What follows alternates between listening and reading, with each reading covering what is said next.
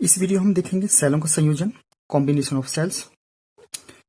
तो जिस तरीके से हम पिछले चैप्टर्स में जो हमने पढ़ा, जो पिछले वीडियो में पढ़ा कि धारिताओं को जोड़ा हमने श्रेणी क्रम में, समांतर क्रम में। हमने पिछले वीडियो में ये भी पढ़ा कि हमने किस तरीके से प्रतिरोधों को जोड़ा श्रेणी क्रम में और समांतर क्रम में। इस तरीके से हम यहाँ पर सेलों का संयोजन भी करेंगे, उनको जोड़ेंगे श्रेणी क्रम में और समांतर क्रम में। तो सबसे पहले हम देखेंगे कि श्रेणी क्रम संयोजन क्या होता है सेलों का। तो श्रेणी क्रम संयोजन देख लेते हैं, यहाँ पे बना लेते हैं चित्र। और उसके लिए क्या करें, देखिए हमने दो सेल ले लिए इस तरीके से।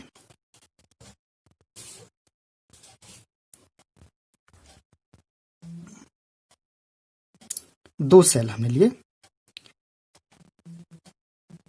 मान लिया कि ये ए बी है और ये सी है। हम यहाँ पे देख रहे हैं कि जो सेल जो हम ले रहे हैं उनके जो विद्युत वाहक बल हैं वो भिन्न भिन्न है, समान विद्युत वाहक बल नहीं है, उनके विद्युत वाहक बल भिन्न भिन्न है। तो इसका विद्युत वाहक बल E1 है, मान लिया इसका विद्युत वाहक बल E2 है, और जो आंतरिक प्रतिरोध है मान लिया इसका R1 है और इसका R2 है। तो हमने किस तरीके से जोड़ा इनको, देखिए श्रेणी क्रम में जोड़ने के लिए क्या किया है, हमने एक सेल के जो सेल है ये, इसका ऋण टर्मिनल दूसरे सेल के धन टर्मिनल से जोड़ा है। इसी तरीके से अगर हम तीसरा सेल भी जोड़ते तो इसके ऋण टर्मिनल से दूसरे के जो तीसरा होता है उसको उसके धन टर्मिनल से हम जोड़ देते, और भी आगे जोड़ते तो उसके ऋण टर्मिनल से आगे वाले के धन टर्मिनल से हम जोड़ देते। इस तरीके से हम सीरीज कॉम्बिनेशन श्रेणी क्रम बना लेते हैं सेलों का। तो अब देखिए दो सेल हमने यहां पे लिए हैं, इनके विद्युत वाहक बल E1 और E2 हैं, और जो इनके आंतरिक प्रतिरोध हैं वो R1 और R2 हैं। तो माना कि जो ये सेल है, पहला सेल और ये दूसरा सेल, तो हमने माना कि ए बी के बीच जो विभवांतर है इस तरीके से हमने मान लिया वो है V1, और BC के बीच जो विभवांतर है वो है V2।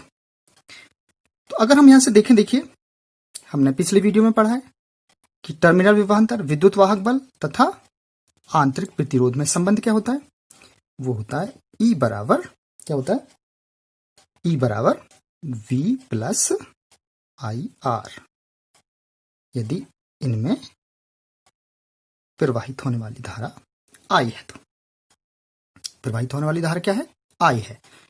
तो E बराबर क्या होता है, V प्लस IR। तो यहां से V की वैल्यू कितनी हो गई, यहां से V की वैल्यू हो गई E माइनस IR।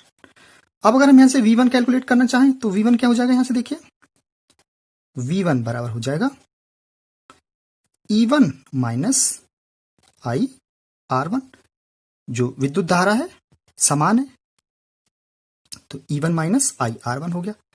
तो V2 बराबर क्या हो गया, यहां से V2 निकालेंगे तो क्या हो जाएगा, E2 माइनस IR2। इस तरीके से हो जाएगा। लेकिन अब हम इन दोनों सेलों को एक ऐसे तुल्य सेल के रूप में हम लें, और तो अगर हम उस तुल्य सेल को देखें तो कैसे हो जाएगा, वो इस तरीके से हो जाएगा, और इसका विद्युत वाहक बल E और जो इनका सेलों का जो तुल्य सेल है उसका जो आंतरिक प्रतिरोध है वो R है। तो हमने इनको एक तुल्य सेल में इस तरीके से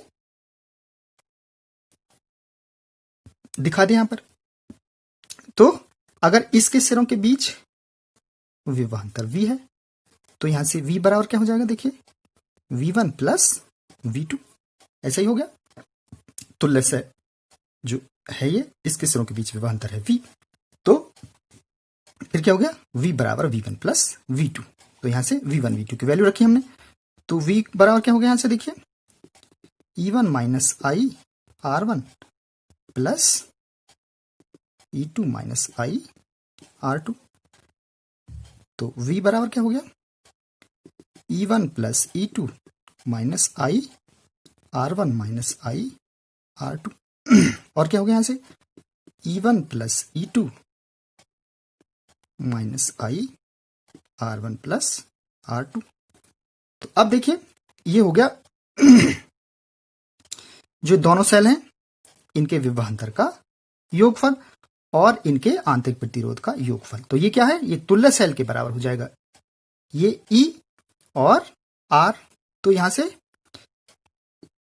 E बराबर क्या हो गया, E1 प्लस E2 और R बराबर क्या हो गया, R1 प्लस R2। तो यहां से हम देखें V बराबर क्या हो गया, E माइनस I R। तो क्या हुआ फिर यहां से देखिए, जो तुल्य विभवांतर जो तुल्य विद्युत वाहक बल है वो क्या हो गया, दोनों सेलों के विद्युत वाहक बल के योग के बराबर। और जो तुल्य आंतरिक प्रतिरोध है वो क्या हो गया, दोनों सेलों के आंतरिक प्रतिरोध के योगफल के बराबर हो गया यहां से। तो इस तरीके से हमने एक रिलेशन देखा, ये V बराबर E माइनस आई आर। इस तरीके से हम इनको श्रेणी क्रम में जोड़ लेते हैं। एक दूसरा रूप यहां देख लेते हैं। तो अब क्या होगा, अब देखिए इन सेलों को अगर हम इनके ऋण टर्मिनल से जोड़ दें तो कैसे जोड़ेंगे, देखिए ऐसे जोड़ेंगे।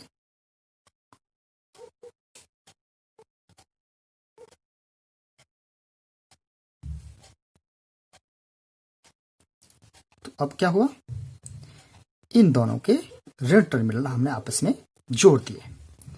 तो क्या हो गया यहां से, ये इसका मतलब ये जो सेल है अब हमने विपरीत तरीके से जोड़ दिया। तो अब क्या हो गया, देखिए यहां पर जो इस सेल का विद्युत वाहक बल हमने क्या माना, E1 माना और इसका माना E2।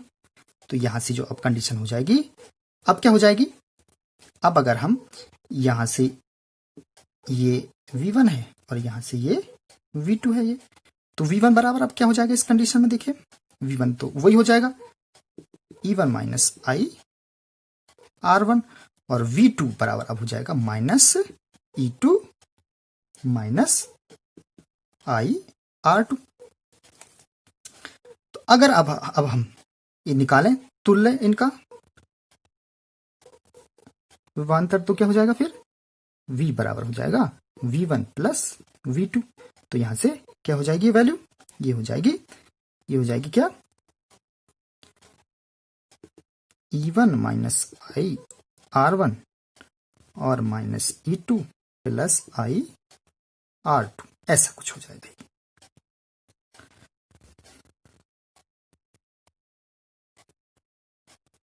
ठीक है, तो अब क्या हुआ फिर यहां से देखिए, E1 माइनस आई R1 माइनस E2 माइनस आई R2। तो ये हो जाएगा E1 माइनस E2 और माइनस आई R1 प्लस R2। E बराबर क्या हो गया, E1 माइनस E2 और R बराबर क्या हो गया, R1 प्लस R2। तो अब हम यहां से क्या हो गया, देखिए अगर हम सेलों को श्रेणी क्रम में जोड़ते हैं तो उनका तुल्य विद्युत वाहक बल अलग अलग सेलों के विद्युत वाहक बल के योगफल के बराबर होता है तथा तुल्य आंतरिक प्रतिरोध अलग अलग सेलों के आंतरिक प्रतिरोध के योगफल के बराबर होता है। जब जो धारा है सेल के धन टर्मिनल से निकलती है तो विद्युत वाहक बल को हम धनात्मक लेते हैं। अगर कोई ऐसा सेल हो जिसमें विद्युत धारा ऋण टर्मिनल से निकलती है तो वहां पर विद्युत वाहक बल को हम ऋणात्मक लेते हैं, जिस तरीके से हमने यहां पर ऋणात्मक विद्युत वाहक बल लिया। यहां पर ध्यान देने वाली बात है, जब विद्युत धारा धनात्मक टर्मिनल से निकलती है तो विद्युत वाहक बल धनात्मक लेते हैं, और अगर कोई ऐसा सेल हो श्रेणी क्रम में जुड़ा हुआ जिसमें विद्युत धारा ऋणात्मक टर्मिनल से निकलती है तो विद्युत वाहक बल को हम ऋणात्मक लेते हैं। दूसरी कंडीशन यहां पे देख लेते हैं। पहली कंडीशन हमने यहां पे देखी कि जब जो पहली कंडीशन हम यहाँ पे जब उनके जो विद्युत वाहक बल थे वो भिन्न भिन्न थे, लेकिन जब सेल समान हो, सेल समान हो तो क्या हो जाएगा, तो उनके विद्युत वाहक बल भी समान हो जाएंगे और आंतरिक प्रतिरोध भी समान हो जाएंगे।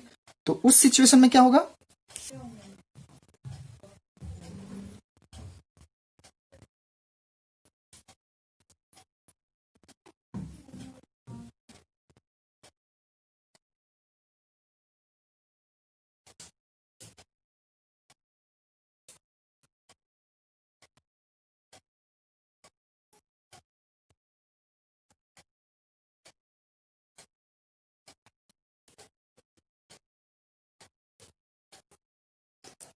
तो अब क्या किया हमने यहां पर,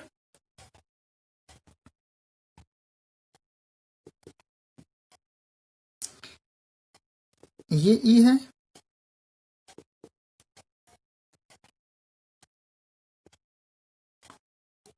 आर है, आर है, आर है, और हमें यहां पे क्या लिए, एन सेल लिए, ऐसे सेल हमने जोड़ दिए जो एन सेल है, इनको सीरीज में जोड़ दिया। तो हम यहां पे देखिए जो कुल विद्युत वाहक बल क्या होगा, यहां पर देखिए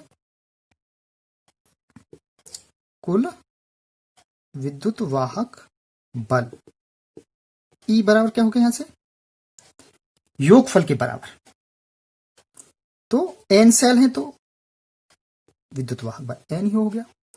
इसी तरीके से कुल आंतरिक प्रतिरोध कितना हो गया, कुल आंतरिक प्रतिरोध क्या हो गया, आर बराबर क्या हो गया, एन आर, जितने भी एन सेल हैं तो एन आर के बराबर हो गया वो। तो अब इस परिपथ का कुल प्रतिरोध कितना हो गया, ये इसके श्रेणी क्रम में जुड़ा हुआ है, तो कितना हो गया कुल प्रतिरोध,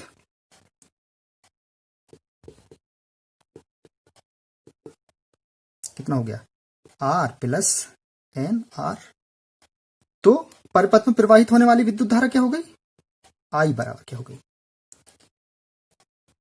ई, ये है टोटल, और ये कितना है n e upon r plus n r, हो गई परिपथ में बहने वाली विद्युत धारा, आई बराबर n e upon r plus n r. ये हो गया परिपथ का कुल प्रतिरोध और कुल विद्युत वाहक बल, परिपथ में प्रवाहित होने वाली विद्युत धारा n e upon r plus n are.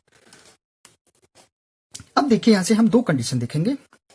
First, अगर आर जो बाह्य प्रतिरोध है आर वो आंतरिक प्रतिरोध से बहुत ज्यादा हो तो क्या हो जाएगा, फिर यहां से आई बराबर क्या हो जाएगी, आई बराबर क्या हो जाएगी n e upon r. First condition में जब ये जो हमने प्रतिरोध आर जोड़ा है ये आंतरिक प्रतिरोध से बहुत ज्यादा हो तो क्या हो जाएगा, आई बराबर क्या हो जाएगी एन ई अपॉन आर। तो सेकंड कंडीशन में हम देखें, जब बाह्य प्रतिरोध का मान आंतरिक प्रतिरोध की तुलना में बहुत कम हो तो उस कंडीशन में क्या हो जाएगा, तो देखिए आई बराबर क्या हो जाएगी, यहां से आई बराबर हो जाएगी क्या, यहां से n e upon n r, और क्या हो जाएगा आई बराबर ई अपॉन आर। किस कंडीशन में, जब बाह्य प्रतिरोध का मान आंतरिक प्रतिरोध की तुलना में बहुत कम है, सेकंड कंडीशन में। तो अब यहां से देखिए फर्स्ट कंडीशन में, जो फर्स्ट कंडीशन हमारी ये है, यहां से आई का मान है एन ई अपॉन आर, इस तरीके से। तो देखिए जब हम इन सेलों से विद्युत धारा का मान अधिकतम तब प्राप्त करते हैं जब बाह्य प्रतिरोध का मान आंतरिक प्रतिरोधों की तुलना में काफी अधिक हो, जब बाह्य प्रतिरोध का मान आंतरिक प्रतिरोध की तुलना में अधिक हो तब परिपथ से हम विद्युत धारा का मान अधिक प्राप्त करते हैं या अधिकतम विद्युत धारा का मान प्राप्त करते हैं। और अगर हम ये देखें दूसरी कंडीशन में कि जो बाह्य प्रतिरोध है उसका मान आंतरिक प्रतिरोध की तुलना में काफी कम हो तो फिर ये कंडीशन आती है। और यहां से हमको क्या पता चल रहा है कि अगर हम सेलों को कितने भी सेलों को अगर हम सेमीकंडक्टर में जोड़ दें तो सेल से विद्युत धारा बिल्कुल ऐसे प्राप्त होती है जैसे कि एक ही सेल से विद्युत धारा प्राप्त हो रही हो। ये देखिए आप E/R ऐसे लग रहा है कि जैसे किसी एक ही सेल से विद्युत धारा प्राप्त हो रही हो। तो कब विद्युत धारा अधिकतम प्राप्त होती है? जब बाह्य प्रतिरोध का मान आंतरिक प्रतिरोध की तुलना में अधिक हो, और जब बाह्य प्रतिरोध का मान आंतरिक प्रतिरोध की तुलना में काफी कम होता है तो जो इस श्रेणी क्रम जो सेल हमने जोड़े इनसे विद्युत धारा ऐसे प्राप्त होती है जैसे किसी एकल सेल से प्राप्त हो रही हो। तो इस वीडियो में इतना ही। आई होप आपको सारी चीजें समझ आ गई होंगी। धन्यवाद।